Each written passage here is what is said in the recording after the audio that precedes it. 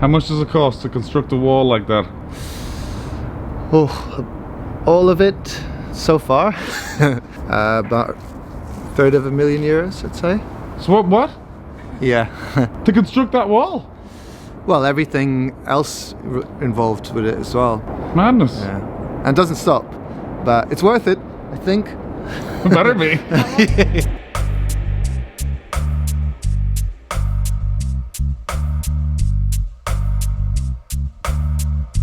My name is Patrick Mills and I live in Lisbon. I'm from Portugal, but I'm half English. I was born in Duxford, so it's near Cambridge. You've retained a bit of the accent. I have, or I've gained it over the years. I used to have a Portuguese accent when I grew up. So I started off doing business and I thought that was really boring. Couldn't get through it. I spoke to a few teachers and they're like, well, you could always do tourism because you got some of the credits for that. And I was like, tourism. I know a lot about tourism, you know, growing up in Portugal and so on. So then I moved to Vietnam and I lived in Asia and Australia for about 5 years before I came back. So What age are you now? I'm 32. You've had a busy life, it sounds like. Yeah.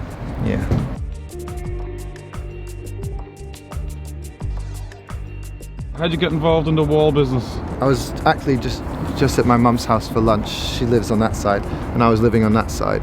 So I'd walk up and down, well, underneath the bridge when I'd go to have dinner at her place. Mm-hmm. And having gotten into climbing with my two friends who are my partners now, we thought about the bridge a bit, about how it could be a great climbing wall, you know. And that day I remember I just got home after dinner. I was a bit pissed, I was a bit drunk. And I just sat at the computer writing, just thinking, okay, maybe this is possible. And I spent a good part of that night looking into it and made a few calls the next day. And then someone returned a call, someone else knew someone. And then pretty quickly the idea just started to snowball. Everyone wanted it to happen. And yeah, here we are. I'd say it's about average size for a rope climbing wall.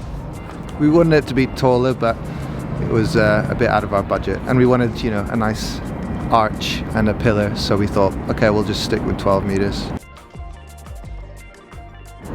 So this clips into your harness, and then you get to climb all the way to the top, and then when you jump down, it'll just slowly bring you down. You know what?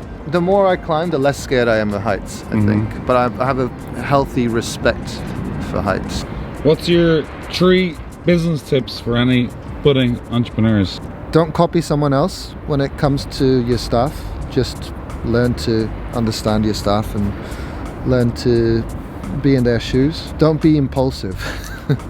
But also, sometimes you just gotta risk it, I guess. Aprendiz has asked us for a quote for 35 kids. So I was watching the mouth. So it has nothing to do with the ones from Monday?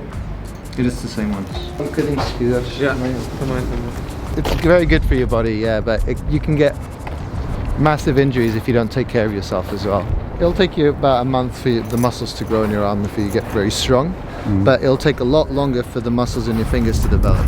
So you think you're getting stronger, but your tendons are still quite weak in your hands, and that can lead to injuries because you think you're doing really well, but you could snap your tendons, or you can have some permanent injuries. So you need to look after yourself the more you climb.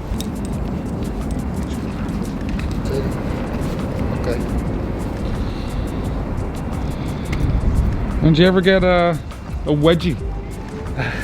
A wedgie? Yeah, I think everyone gets a wedgie climbing. Yeah. If you don't, you're doing it wrong. Yeah.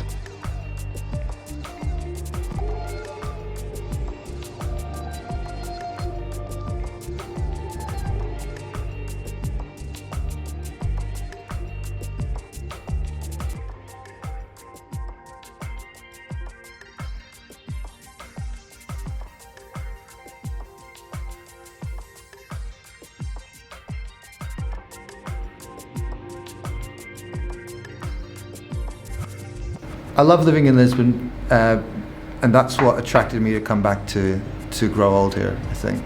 I've lived in many different countries, but there's nothing quite like Lisbon. It's a very easy, very relaxed place. Give me some profound words to end this video. Que não arrisca, não petisca. That's a good one. It's kind of like the early bird catches the worm, I guess. No, it's not. What does it mean? It means if you don't risk it, you won't get the treat.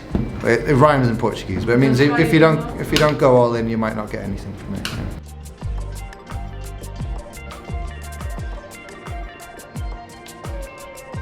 Conforto. Tão bom, conforto. Let's say cheese. Cheese!